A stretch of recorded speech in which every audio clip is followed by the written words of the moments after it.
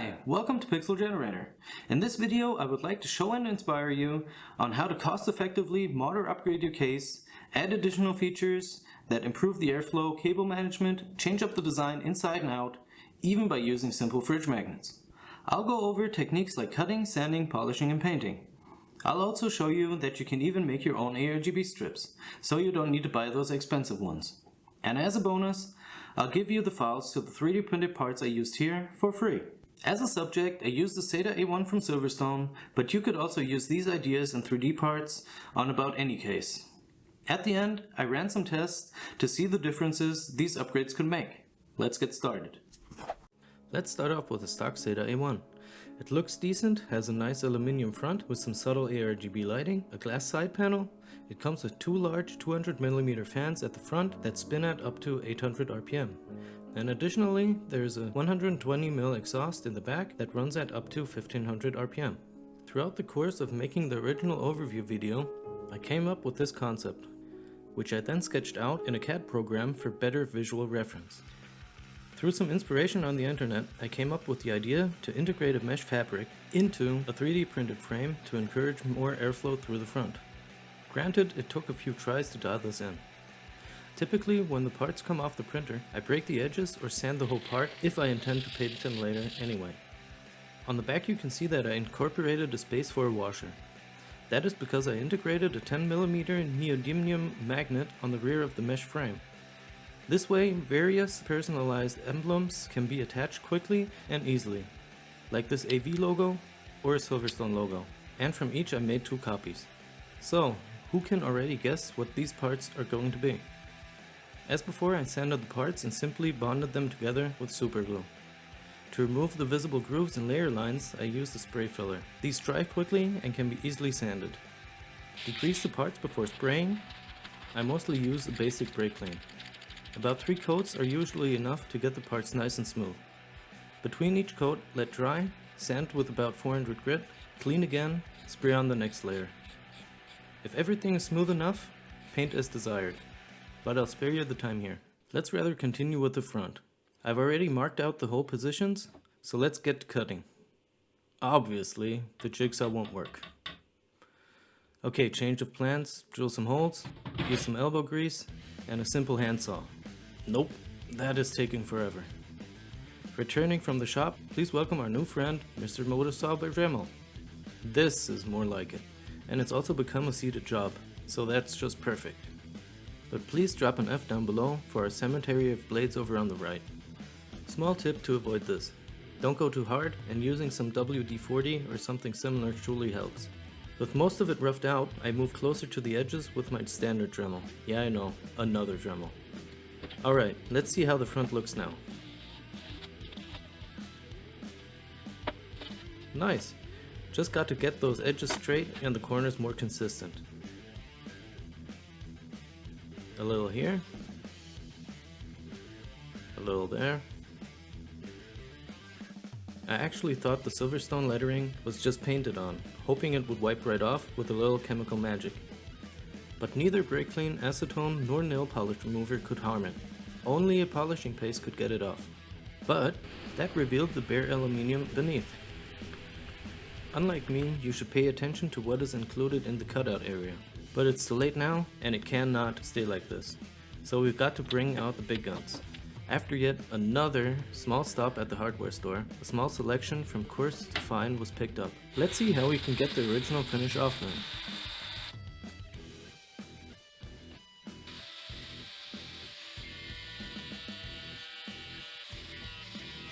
Well, the grinder it is, but don't forget your protective gear.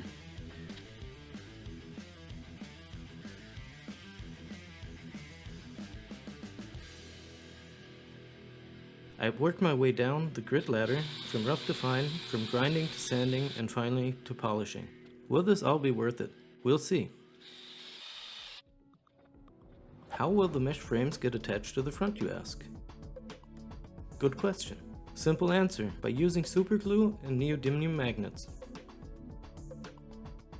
Here's a first look at the polished front panel. Is it perfect? Pretty close for being handmade and not off the shelf. These 200mm fans see truly fresh air for the first time in their lives. In order to get the plastic frames to hold on magnets, I glued on some metal in form of cut-in-half washers. This way they also can quickly be replaced, just like the logos on the frames themselves. This is the Christmassy part of painting. The presents can be unpacked, and for the first time you get to see what was before just an idea in your mind come to life right in front of you.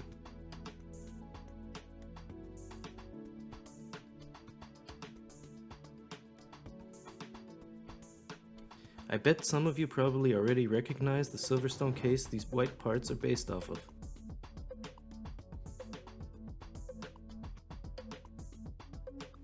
And now you'll find out what they are for. This is acrylic plate which I first painted completely white and then painted over in black on the front, leaving out some covered up bits that we are now exposing.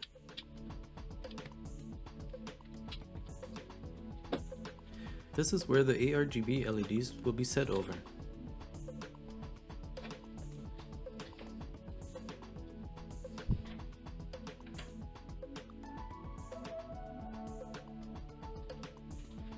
I glued on the printed parts with some help of some auxiliary frames to keep them parallel to each other.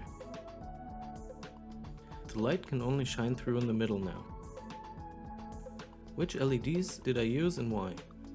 Because I wanted the ARGB effect, but I'm too stingy to buy a kit of two 30cm strips from well-known brands for a lot of money, I bought a whole 5-meter roll of WS2812B LEDs. Somewhere I'd seen a YouTube video that showed off how these could be controlled via 3-pin 5V ARGB header on a motherboard, so apparently they're compatible with whatever sync. Please insert mainboard advertising name here. So basically I'll just make my own LED strips and can also determine the length myself.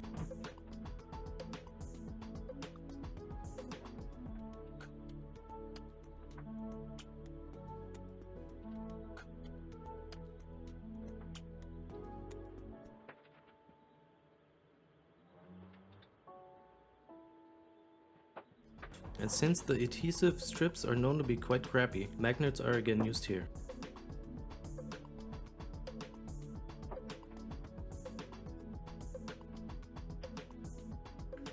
This is the original control box that comes with the Seta. It itself is also motherboard compatible, so let's see if this works. Modes, colors, everything here.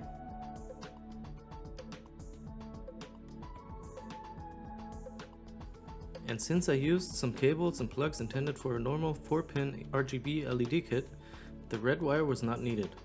I put a drop of glue in its connector to have the same keying as you would find on a typical 3-pin ARGB plug. Another checkbox has been ticked off the list, and this is what it looks like in the case. The empty space right of the mainboard is filled, it covers the open cable pass-throughs, and it mimics the front of the well-known Mini ITX RV03 case from Silverstone, therefore tying itself into the family.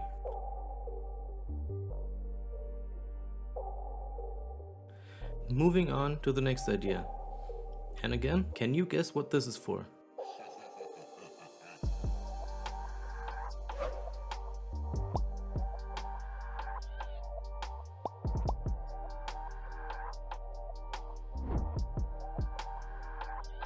Quite some parts have already come together.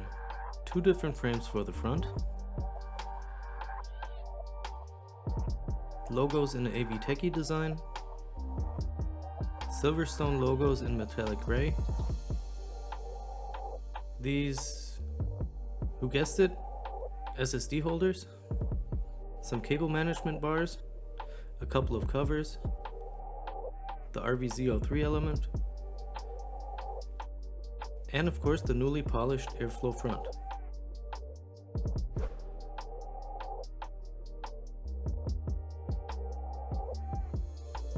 And to top it all off, there's also a new name. The Seta A1 becomes the Saku AV1. Saku was one of the first company contacts who believed in the AV Techie channel. And with this, we would like to thank him and Silverstone again for the much appreciated support. The cable management bars screw right into the original and unused threaded holes and lean on the sparse tie-down loops. Now there's enough room for the front I/O wires, and no more risk of pinching them with the side panel. Screw in the power supply and hard drive frame, Drop in a few cable extensions and the stuffing and hiding tactic can be used in the PSU shroud area, while our new cable management bars keep everything else in tight order. And the cable management capabilities of the case just got a massive upgrade and gives a more up-to-date feel. Switching to the front, the graphics card can be installed. Building this PC. Yeah, I know.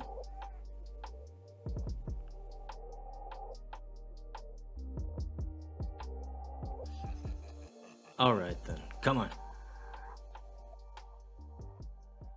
After a short break, I continue with these covers. Degrease them, apply a few strips of double-sided tape,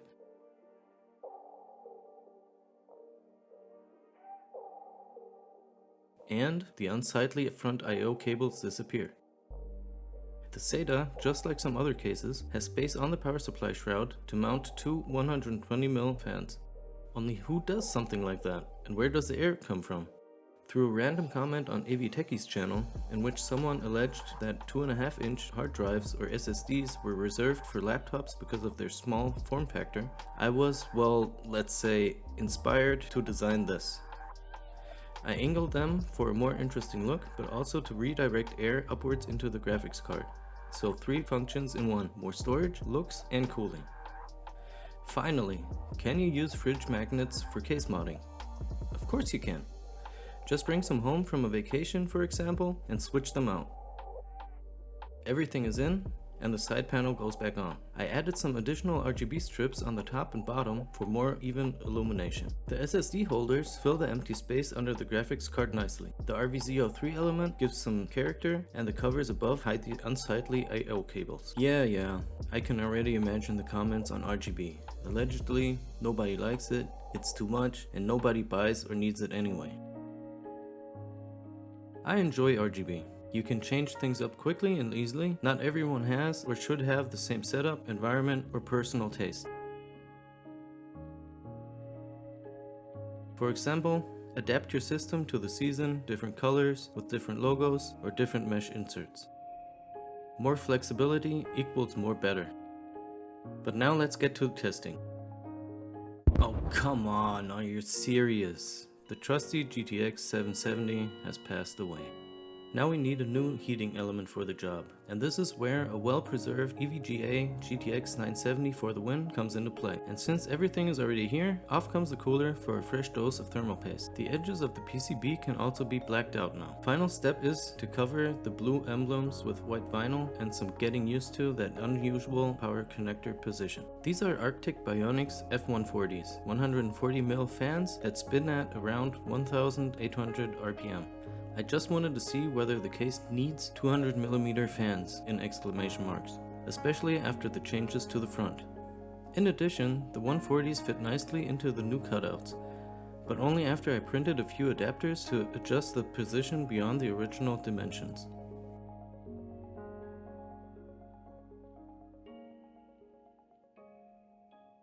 But now to the tests. The case heating system consists of an Intel i5 4670K overclocked to 4.3 GHz at 1.37 volts. It's sitting on an Asus Z87 Maximus 6 Hero with Kingston HyperX DDR3 memory running at 2400 MHz. The CPU cooler is an Arctic Freezer 33 Esports, but it has 2 Cooler Master Silencio fans installed, which run at 1200 RPM at 100%, so the performance is fixed. On the GTX 970, the fans are manually set to stay at 2000 RPM. What we want to see is how the temperatures change depending on the case layout. What changes with the different intake frames. I also made completely closed off ones to simulate the stock case with a solid front. And can the 140mm fans keep up with the 200? All temperatures are given in degrees Celsius delta T. This means the room temperature has already been subtracted, so the numbers are easier to compare. Let's start off with the Division 2, which is running at 1080p at high presets. Here I'm using the built-in benchmark, which I let run 3 times back to back, as it is quite short. In between runs, I note the results and calculate averages for the graphs afterwards. As we can see, our simulated stock case with the closed off front and the standard 200mm fans, the highest maximum CPU temperatures are 44.5 C delta T. whereas the 140mm fans can only keep the CPU about 1C cooler under the same conditions. If you're now thinking that the stock case could have just gone with some 140mm fans, you might be right. Because if we now look at the results for the GPU temperatures with a closed front, we get similar results. Here the 140mm fans manage to keep the maximum temperature at 39.1 C delta T, while the 200mm fans keep the card just 1 C cooler at 38.2 C delta T. Still, Silverstone have obviously made a good decision on installing 200mm fans in their stock case because they are significantly quieter. But what about our airflow optimized front? On the maximum CPU temperature side, the 200mm fans with the mesh frame, including AV logos, can keep the CPU 5.3 C cooler than with the closed front. The whole frame is even 6.1 C cooler than the solid one. However, with the mesh frames installed, there are unfortunately no big leaps to be recorded for the GPU side of things. Here the 200mm fans with the whole frame can keep the graphics card about 1 C cooler than the closed version. With the mesh frame with logos, it's only 1.4 C less. Due to these rather disappointing temperature differences, there are no jumps in the GPU clock. At least not with my GTX 970 for the Win model, which is already fairly fast for a 970 with 1.4 GHz. Let's turn up the heat and move to the stress tests. The tests are carried out with Prime 95 small FFTs while running MSI Fairmark 720p at the same time, in order to fully load the CPU and GPU and thus provoke the system's maximum heat dissipation. The maximum CPU temperatures with the closed fronts are quite high. With the 200mm fans we reach 74 C delta T, and the 140s aren't far off at 73.3. If you now add your own room temperature, you can already see that the whole thing is getting a bit toasty. The best result is provided by the 200mm fans in combination with the whole frame, at 62.8 C delta T. This combination is 11.2 C cooler than with the closed front. The 140s reach 63.4 C delta T, and thus are 9.9 C cooler than before. The mesh frame with logos increased the temperature by 4.2 C in contrast to the best result of the 200mm fans. Apparently they interfere with the airflow more than I would have expected. If we now look at the maximum GPU temperatures, we can clearly see how the 140mm fans take a back seat behind the original 200mm fans. With the closed front and 140mm fans, the graphics card reaches 48.3 C delta T, whereas the 200s keep it 5.3 C cooler than that. With the whole frame, the 200mm fans drop the temperature by 2.2 C to 40.8 C delta T. The 140s reach 42.4 C delta T, which is 2.6 C warmer than the best 200mm result, but at least 5.9 C cooler than their result with the closed front. The advantages of a cooler graphics card can be seen on the average GPU clock graph. The test-winning combination 200mm fans with the whole frames allow the GPU core to run at an average of 1291 MHz. The worst combination 140mm fans with the closed front card runs about 100 MHz slower on average. Which doesn't sound like much, but this is a 7.8% drop in clock speed. This is performance that you paid for but are not getting, simply because the card is running a little bit warmer. Nevertheless, most people install a pretty and expensive AIO on their CPU. The graphics card is usually left stock with its provided cooler, and also very few will probably adjust their fan curves to get better temps. Weird. Well, to what extent does the CPU benefit from these temperature changes? Let's take a look at the average CPU clock speeds. Yes, exactly. Nothing changes, at least not on this old Intel CPU. Well, at least not until you hit temperatures so high it thermal throttles to save itself. Newer AMD CPUs like the 3000 series have similar boost functions to graphics cards, so those could look different here. Still, the main pixel generator is the GPU, and it benefits the most from good cooling. Congrats, you made it through the graphs, and as a reward you're getting the promised 3D files. You can find the link to my Thingiverse page in the description below. How do you like the frame and magnet swapping idea? Do you think manufacturers could also include multiple design pieces like these? Or even make new stuff available as downloads after the fact? If you have any interesting ideas or suggestions, please let me hear them in the comment section. Thanks for watching, and see you in the next one.